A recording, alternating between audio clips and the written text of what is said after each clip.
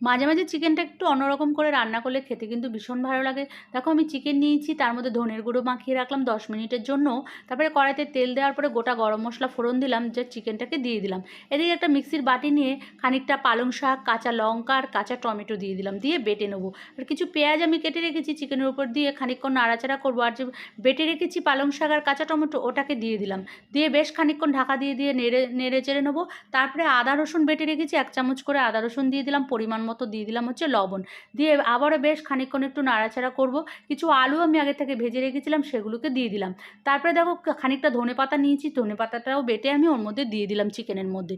দিয়ে আবারও বেশ খানিকক্ষণ ঢাকা দিয়ে দিয়ে মাংসটাকে কষিয়ে নিতে হবে যতক্ষণ না তেল ছাড়ছে ততক্ষণ পর্যন্ত। মাংস থেকে যখন তেল ছেড়ে যাবে ভাববে মাংসটা কষানোটা হয়ে গেছে, তারপর পাশে আমি খানিকটা জল গরম করে রেখেছি সেটাকে দিয়ে দেবো। একটু পাতলা ঝোল টাইপের করব। খেতে কিন্তু ভীষণ ভালো লাগে। ভালো লাগলে অবশ্যই একটু লাইক করো আর শেয়ার করো।